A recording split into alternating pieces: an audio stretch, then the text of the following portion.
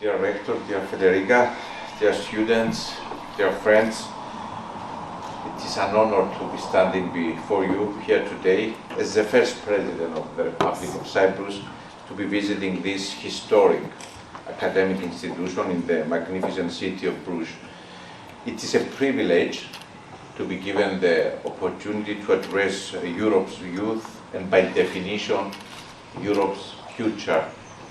I wish to extend special thanks to the newly formed Cypriot Society of the College for inviting me to speak during the College Cypriot National Week, since there is only 5 of them for now, as I'm certain this community will grow.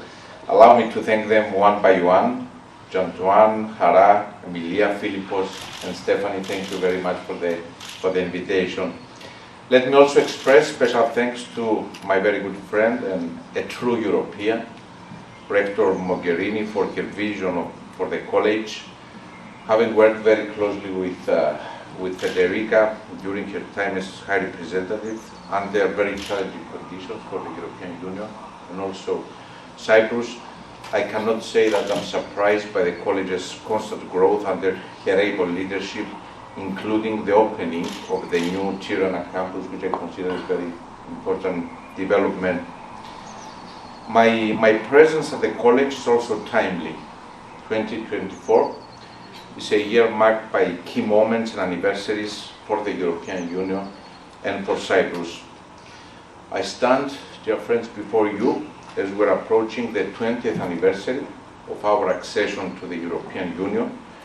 It is a historic milestone for the Republic of Cyprus and other European Union member states. And as I often say, in Cyprus, it is the most important achievement of Cyprus since its establishment in 1960. 2024 also marks a sober anniversary for Cyprus and for Europe. It is the 50th anniversary of the illegal 1974 Turkish invasion of Cyprus and the ongoing military occupation of 37% of the territory of the Republic of Cyprus, which is a European Union territory. At the same time, 2024 is a year of celebration of the bedrock of our union, of our European Union, which is democracy. The June elections for the new European Parliament are around the corner, and approximately 366 million Europeans will be called to the polling stations. It is a moment of opportunity and reinvention for the European Union. Dear friends, as a historian by training and a former academic, my tendency most of the times is to look to the past and draw lessons for the future. And wearing my political hat, my job is then to transform and translate those lessons that history offers to formulate a path and policies for a better future for the European Union and by consequence for my country Cyprus. Let me start with the 20th anniversary of our accession to the European Union. The historic 5th enlargement of the European Union of May 2004 proved the force of the enlargement policy in European Union integration.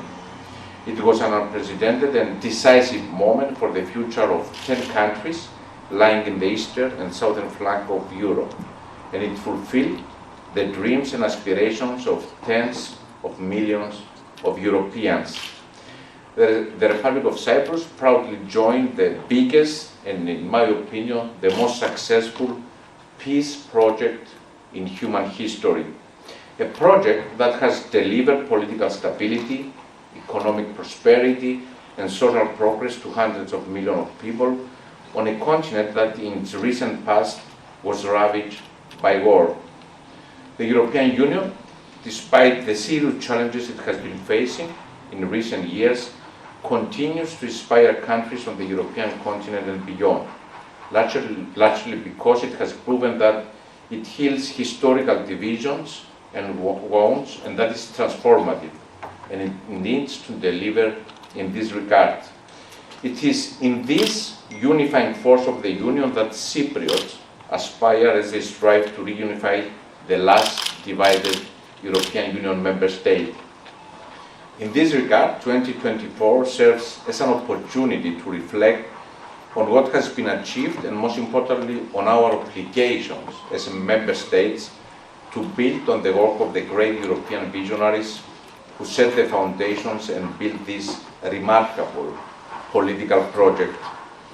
I firmly believe that our obligation, our duty to our predecessors and to generations to come is to strive in unity and solidarity for more Europe, for an ever stronger Europe, for more integration, to ensure that this remarkable political project is strengthened and is equipped to respond to challenges internally and externally.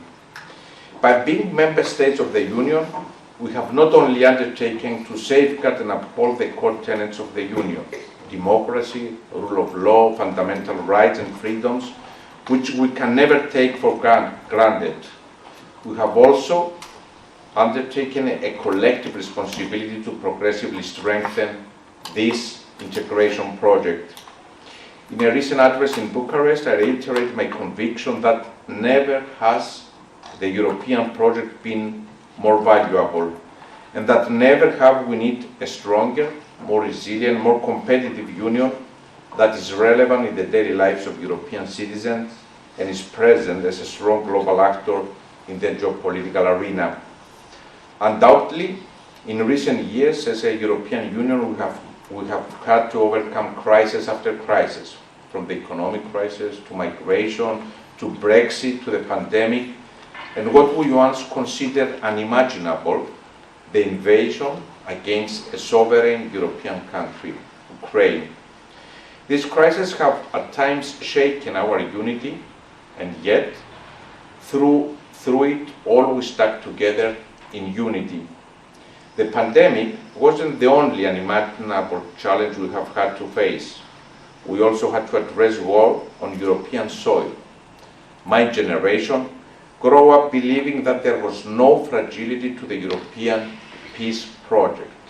And yet, on February 24, 2022, we woke up to a new geopolitical reality with Ukraine, a sovereign European country, invaded, its territorial integrity violated, international legality shattered.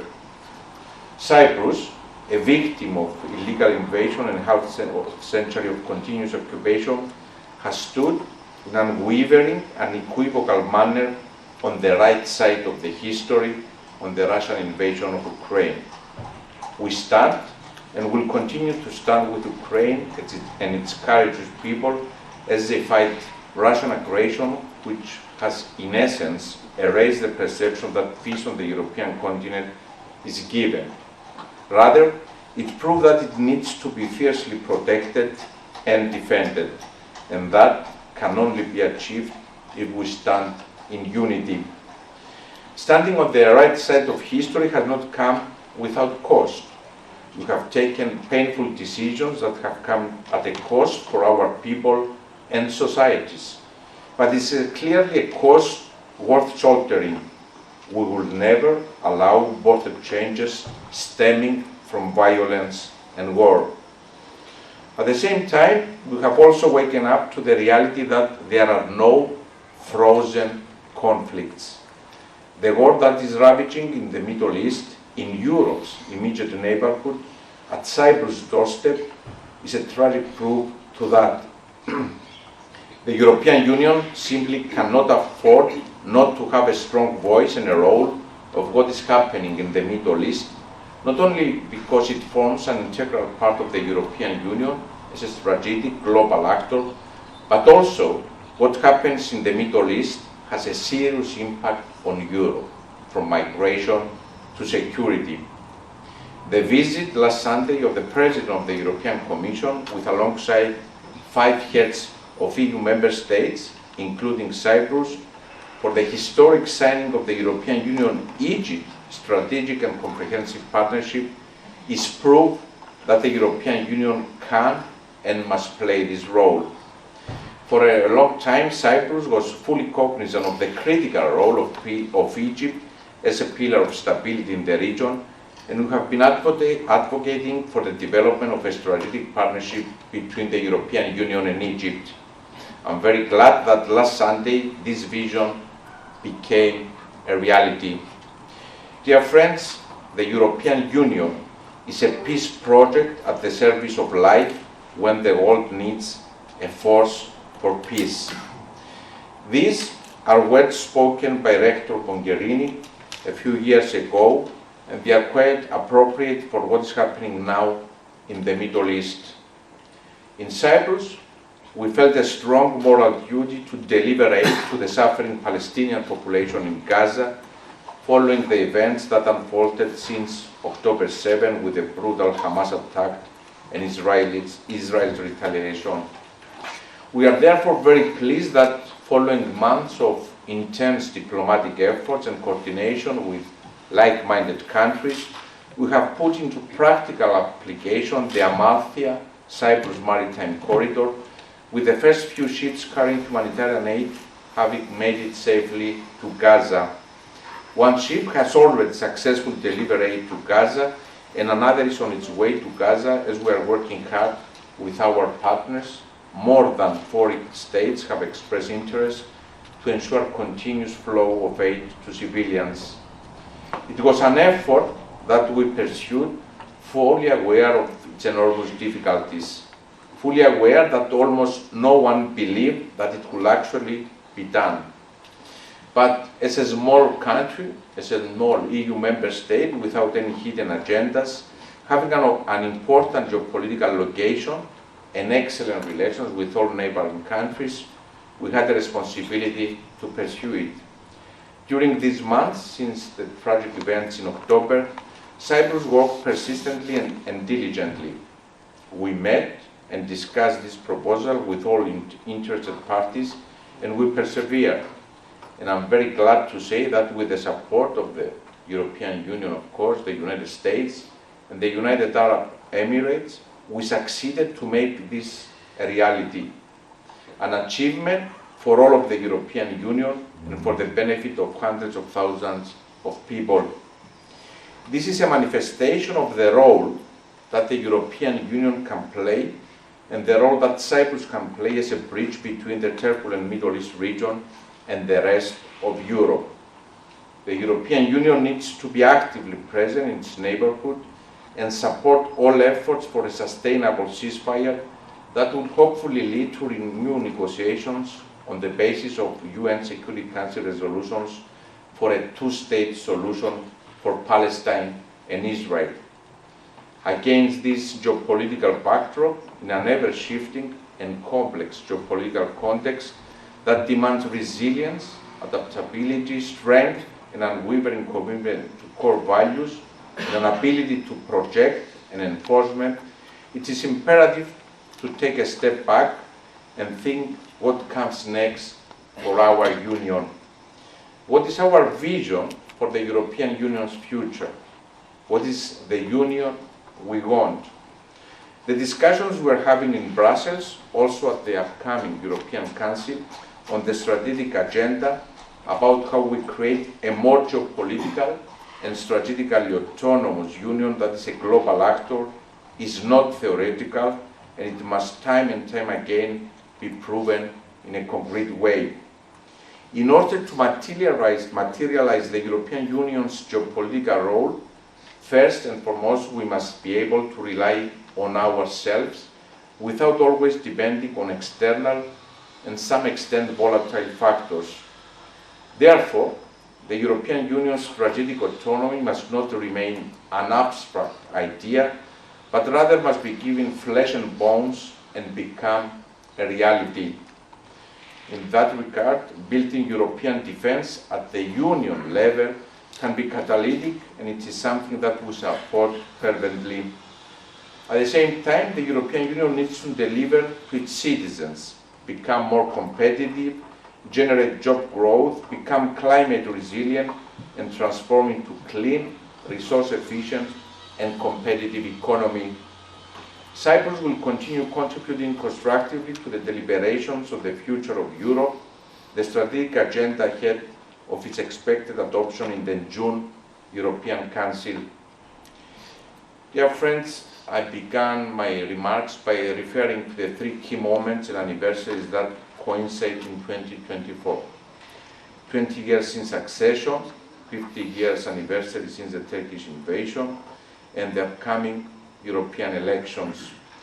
The thread running through them is a desire and vision for the future, for the Europe we want, for more integration, for more unity, which inevitably means that the European Union must also become a catalyst to reunify its last divided member state through a comprehensive settlement in line with UN Security Council resolutions and the acquis.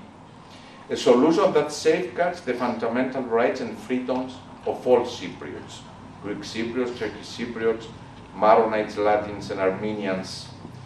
In these efforts for reunification, the leading role of the European Union is essential, as its substantial and active involvement can help in restarting the negotiations and in achieving a solution to the Cyprus issue. As I have repeatedly mentioned, the tools that the European Union has at its disposal can help to reach a mutually beneficial state of affairs for all the Cypriot people, for the European Union, Turkey, and the wider region. Since assuming office, I have been in constant communication with Greek Cypriot and Turkish Cypriot civil society groups and representatives of youth networks. I'm well aware of the fact that the new generation of the island, both Greek Cypriots and Turkish Cypriots, are eager for peace. And I think that the Cypriot Society of the College of Europe is indeed a prime example of this, since it is composed of members from both Greek and Turkish Cypriot communities. Your call for peace is clearly heard, and I will spare no effort to make the common dream of reunification, peace, and prosperity in our country a reality.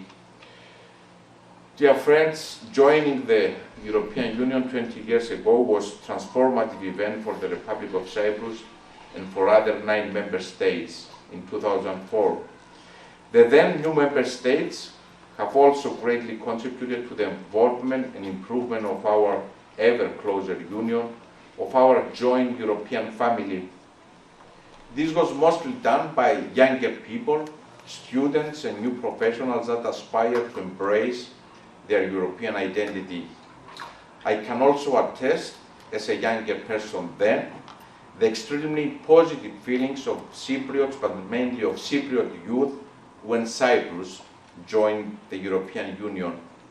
It was a unique moment filled with positivity, expectation, dreams for a better future for all, and youth was the motivating power in fully grasping this momentum. 20 years on, it is now your turn, Europe's youth, Europe's future, to dream, to hope, but also to strive to help advance our European family ever closer. Thank you very much.